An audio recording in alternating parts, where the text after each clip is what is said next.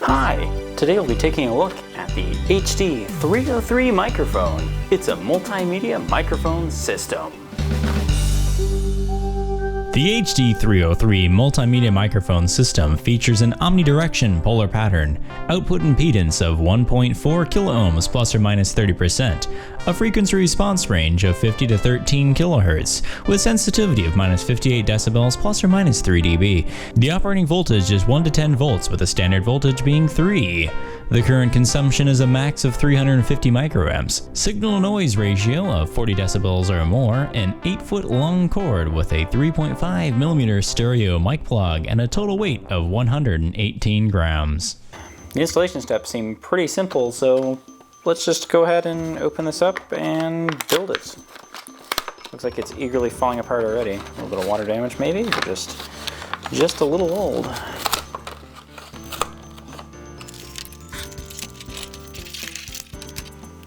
It's got an okay level of construction quality there. We'll go ahead and undo this little zippy bit here. It does have a little adhesive pad for sticking on the side of, say, your monitor, but in this case I will prefer to be able to move it around a bit more. We'll be using the included little adjustable stand here. Let's see, do you click it in or do you slide it in? It looks like it just slides back about halfway maybe. Looks like they show it going further back. No, so it is just a bit tight there. Oh yeah, it does go in there quite well. Okay.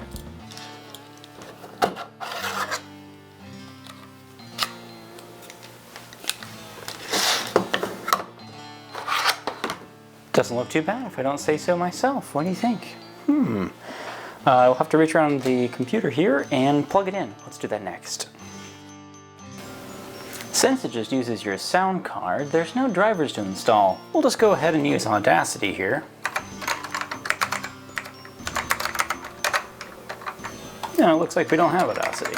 Alright, now that we're in Audacity, all we need to do is set our input to be the rear microphone here. We can start monitoring to check the levels, and we can immediately see that there's a slight issue. We're off to a pretty bad start. Let's go to our sound manager here. Oh yes, level's a bit low there. Testing 1, 2, 3. Testing 1, 2, 3. 1, 2, 3. Testing. There we go. That looks better. Now, it does claim to use a stereo jack, and the levels seem to be mismatched, but I don't believe there's anything fancier to it than it's simply wiring both connections there mono. We'll find out in a moment. We'll click record here.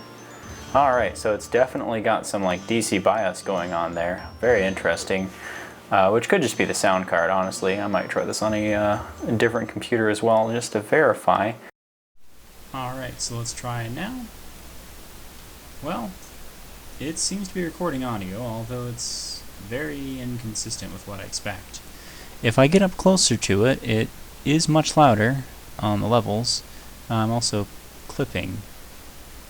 But it does seem to produce a more distinguishable wave from the background noise, but I'll have to try it on a more separate recorder to see if there's a difference in quality there.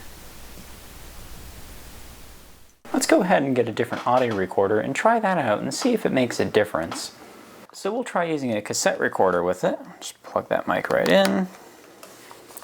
Then we'll go ahead and hit record on it. This is a test here. Hello, Internet world. How are you today? I hope you're having a fun and exciting journey. Then we'll come up next to it. I hope it's working and that it sounds good. There's no way to find out or know until this is done. There's no counter on this model. It's a little bit frustrating. One more test to be sure that it's using this microphone, not the onboard. I'll a little bit rude to it, and then we'll know from that. Next, we'll try one of these more modern solid-state audio recorders. Unfortunately, that means you have to turn it on first, but, you know, modern conveniences and all that. We'll go ahead and hit record on it. Alright, this is a test. Let's see, let's make this a little bit more towards me again. This is just a test. 1, 2, 3. Hello, how are you doing? I hope you're having a fine and lovely day there, citizens of Internet land. Welcome to the blogosphere. And if we get much closer to it, hopefully without clipping, trying to avoid speaking directly at it in case there's no pop filter on the front. Let's see how it does there. Don't want to affect it with any plosives. Alright. After listening to the test recordings in a much better acoustic environment, I can say that this microphone does produce really good results when using a separate audio recorder, which only really proves how terrible integrated audio amplifiers for things like microphones really are in computers. So while this sounds really bad, in fact unusable on this desktop, that could be a number of factors. It does sound really good when hooked up onto some sort of either solid state or tape-based recorder. So things are not always as they seem, and sometimes what might look like an incredibly cheap desktop microphone may be an incredibly cheap desktop microphone, but it does work, and it works really well. I do really like this stand. It's quite adjustable and it has a smart look to it.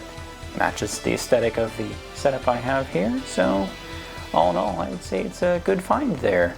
Thanks for watching and have a good one. And if you're a monster, you can turn it upside down.